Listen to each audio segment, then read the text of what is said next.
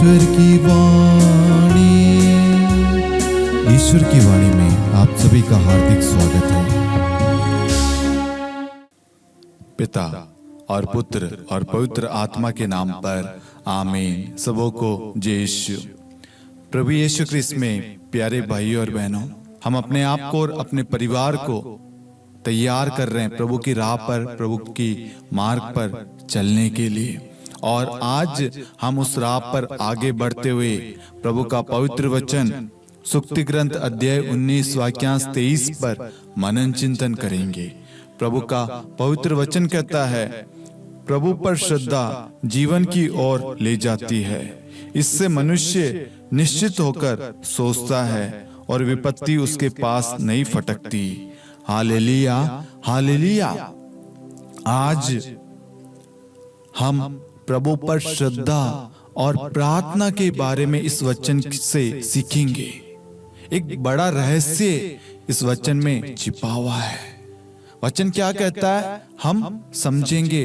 प्रभु पर श्रद्धा मतलब यदि हम प्रभु पर श्रद्धा रखेंगे, विश्वास रखेंगे, भरोसा रखेंगे, प्रार्थना करेंगे, किससे? प्रभु से, यीशु मसीह से, तो क्या होगा? जीवन की ओर ले जाती है। क्या? हमें सच्चा जीवन, उस जीवन के स्रोत के पास, प्रभु यीशु के पास ले जाता है। यदि हम प्रार्थना करेंगे, हम ईश्वर के पास जाएंगे, उस जीवन के स्रोत के पास, उस सिंहासन के पास, अनुग्रह के, उस कृपाओं के ईश्वर के पास, उस दयालु ईश्वर के पास, जहां से हमें आशीषें, कृपाएं मिलती है, जो हमें जीवन प्रदान करता है, वहां से हमें जीवन मिलेगा। आनंद, उल्लास, उमंग, खुशी, प्रेम, छुटकारा मिलेगा। इसका मतलब है यदि हम प्रार्थना करेंगे, ईश्वर पर भरोसा रखेंगे, ईश्वर पर श्रद्धा रखेंगे, ईश्वर की आज्ञाओं का पालन करेंगे, ईश्वर के बताए हुए मार्ग पर चलेंगे, तो वो मार्ग हमें जीवन प्रदान करेगा, उस जीवन के स्रोत से जोड़ेगा, जहां से वो जीवन, वो प्राण मिलता है। वो प्राण, वो जीवन कौन है? वो देने वाला कौन है? वो राह दिखाने वाला कौन है? वो है प्रभु यीशु। आगे वचन कहता है, इससे मनुष्य निश्चित होकर सोचता है और विपत्ति उसके पास नहीं फटकती। जब एक व्यक्ति प्रार्थना करता है, प्रभु पर भरोसा रखता है, प्रभु पर श्रद्धा रखते हुए आगे बढ़ता है, तो उस सोच पर, उस परिस्थिति पर, उस समय कौन अधिकार लेता है? प्रभु।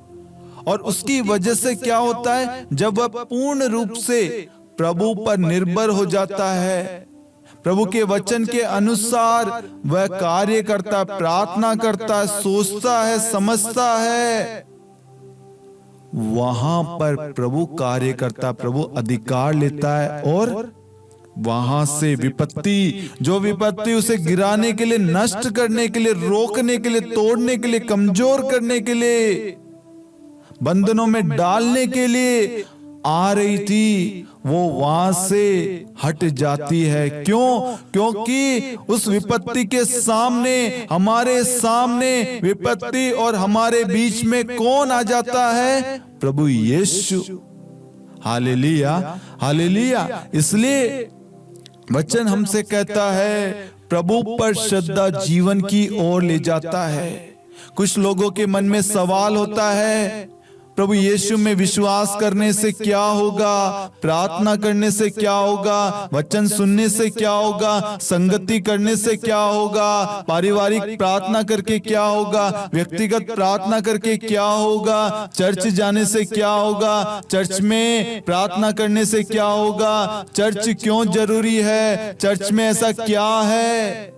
मैं आपको बताना चाहता हूं, वचन कहता है प्रभु पर श्रद्धा मतलब ये सारी चीजें प्रभु से जुड़ी हुई है, क्योंकि इन सब के ऊपर प्रभु है। हम चर्च जाते हैं अपने लिए नहीं, प्रभु के लिए जाते हैं। हम प्रार्थना करते हैं अपने लिए, किससे? प्रभु से। और इन सब से क्या होता है? हमें जीवन मिलता है। जीवन मतलब हमें राह मिलता, मार्गदर्शन मिलता है, हमें छुटकारा मिलता है, हमें खुशियां मिलता है, हमें आनंद उमंग मिलता है, सामर्थ्य, शक्ति, चंगाई मिलता है।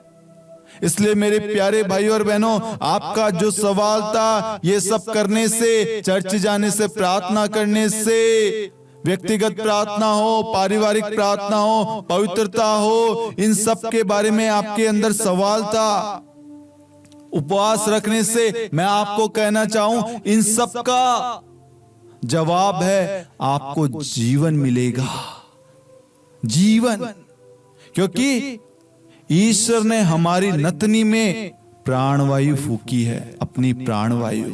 आज हमारे अंदर जो जीवन है, हम देख पा रहे, बोल पा रहे, सुन पा रहे, चल पा रहे, जो भी कार्य कर पा रहे हैं, जीवित है, सब कुछ किसकी देन है? ईश्वर की। इसलिए मेरे प्यारे भाई और बहनों, प्रार्थना करना कभी मत छोड़ना। हम हर समय प्रार्थना करते रहे, हमें हर वक्त, हर समय, हर क्षण प्रार्थना करना है। ईश्वर पर भरोसा रखना है, विश्वास रखना है, ईश्वर पर श्रद्धा रखना है और दूसरों को प्रार्थना के द्वारा मजबूत करना है। इसकी वजह से क्या होगा? प्रार्थना की वजह से हम प्रभु की सोच, यानी प्रभु जैसा हमें समझाना चाहता है, जैसा मार्ग दिखाना चाहता है, वैसा हम सोचेंगे, वैसा बल हमें मिलेगा, वैसी कृपाएं मिलेगी और हम हर एक संकट का, हर एक परेशानी का सामना कर पाएंगे। क्योंकि हमें नहीं, वहां पर प्रभु कार्य करेगा। हमें बस दृढ़ रहना है, स्थिर रहना है, खड़े रहना है, विश्वास की तरह श्रद्धा रखते हुए, भरोसे के साथ। Hallelujah, hallelujah. ये वचन बहुत ही सामर्थ्यशाली, बहुत ही एक गहरा अनुभव, एक ईश्वर के प्रेम के बारे में, ईश्वर की श्रद्धा के बारे में, उपस्थिति के बारे में हमें बताता है। हमारे विश्वास को मजबूत करता है और सारी कमियों को, सारे जो हमारे अंदर जो शैतान सवाल डालता है, उन सारे सवालों का जवाब है इस वचन में। सुक्ति ग्रंथ अध्याय 19 वाक्यांश 23 में मैं एक बार फिर से इस वचन को पढ़ना चाहता हूं। प्रभु पर श्रद्धा जीवन की ओर ले जाती है, इससे मनुष्य निश्चित होकर सोचता है और विपत्ति उसके पास नहीं फटकती।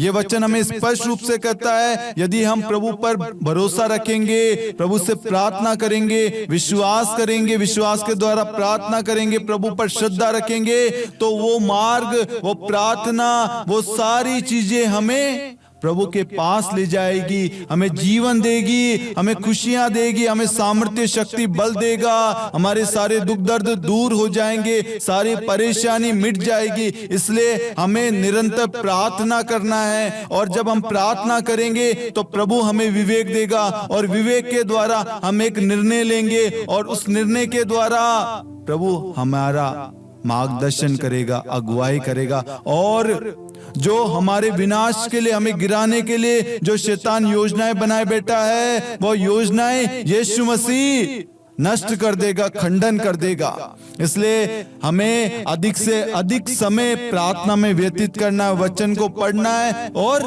वचन के द्वारा सोचना है। Hallelujah, hallelujah. मेरे प्यारे भाइयों और बहनों, मेरा विश्वास है कि आज प्रभु ने अपने वचन के द्वारा हमें प्रभु पर श्रद्धा रखना, विश्वास रखना, भरोसा रखना, उसके बारे में समझाया है कि हम प्रार्थना करेंगे तो क्या होगा। प्रार्थना के द्वारा हम सब सुरक्षित रहेंगे, प्रार्थना के द्वारा हम सब सफल होंगे, प्रार्थना के द्वारा हम हर एक चुनौतियों का सामना कर पाएंगे, प्रार्थना के द्वारा हमें बल मिलेगा, कृपाएं मिलेगी, हमें सद्बुद्धि मिलेगा। इसलिए निरंतर प्रार्थना करते रहिए। आप इस प्रार्थना के लिंक को अन्य लोगों के साथ भी शेयर करें ताकि वह भी प्रार्थना करना शुरू करे और प्रार्थना के द्वारा सुरक्षित रहे। पिता और पुत्र और पवित्र आत्मा के नाम पर आमीन। सबों को जय यीशु।